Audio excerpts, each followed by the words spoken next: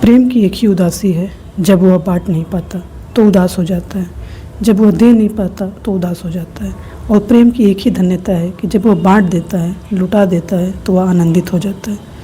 फिर लड़का और बड़ा होता चला गया और वृक्ष के पास आने के दिन कम होते चले गए।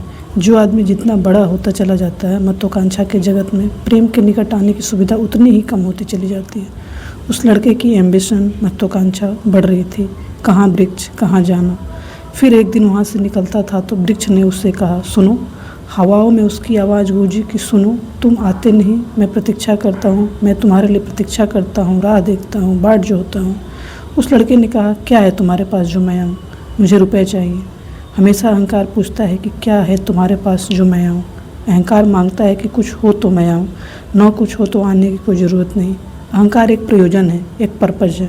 प्रयोजन पूरा होता है तो मैं आऊँ, अगर कोई प्रयोजन ना हो तो आने की ज़रूरत क्या है। और प्रेम निष्प्रयोजन है, प्रेम का कोई प्रयोजन नहीं। प्रेम अपने में ही अपना प्रयोजन है, वह बिल्कुल पर्पजलेस है। वृक्ष तो चौंक गया। उसने कहा कि तुम तभी आओगे जब मैं कुछ तुम्हें दूंगा। मैं तुम्हें सब दे सकता हूँ, क्योंकि प्रेम कुछ भी रोकना नहीं चाहता। जो रोक ले वह प्रेम नहीं है। अहंकार रोकता है, प्रेम तो बेशर्त दे देता है। लेकिन रुपए मेरे पास नहीं है। ये रुपए तो सिर्फ आदमी की ईजाद है, वृक्षों ने यह बीमारी नहीं पाली है। उस वृक्ष ने कहा, इसलिए तो हम इतने आनंदित होते हैं, इतने फूल खिलते हैं, इतने फल लगते हैं, इतनी बड़ी छाया होती है, हम इतना नाचते हैं आकाश में, हम इतने गीत गाते हैं, पक्षी हम पर आते हैं और संगीत का कलरव करते हैं, क्योंकि हमारे पास रुपए नहीं है। जिस दिन हमारे पास भी रुपए हो जाएंगे, हम भी आदमी जैसे दीनहीन मंदिरों में बैठकर सुनेंगे कि शांति कैसे पाई जाए, प्रेम कैसे पाया जाए।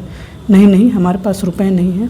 तो उसने कहा, फिर मैं क्या आऊँ तुम्हारे पास? जहाँ रुपए हैं मुझे वहाँ जाना पड़ेगा, मुझे रुपए की ज़रूरत है। अहंकार रुपया मांगता है, क्योंकि रुपया शक्ति है, अहंकार शक्ति मांगता है। उस वृक्ष ने बहुत सोचा, फिर उसे ख्याल आया, तो तुम एक काम करो, मेरे सारे फल को तोड़ लो और ले जाके उसे बाज़ार में बेच दो, शायद तुम्हें रुपये मिल जाए।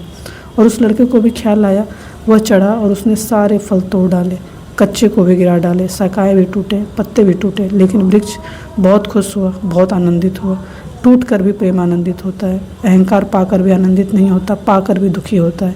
और उस लड़के ने तो धन्यवाद भी नहीं दिया पीछे लौटकर, लेकिन उस वृक्ष को पता भी नहीं चला, उसे तो धन्यवाद मिल गया इसी में कि उसने उसके प्रेम को स्वीकार किया और उसके फलों को ले गया और बाज़ार में बेचा।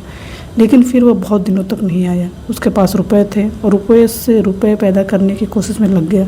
वह भूल गया, वर्ष बीत गए और वृक्ष उदास है और उसके प्राणों में रस बह रहा है कि वह आए, उसका प्रेमी उसके रस को ले जाए।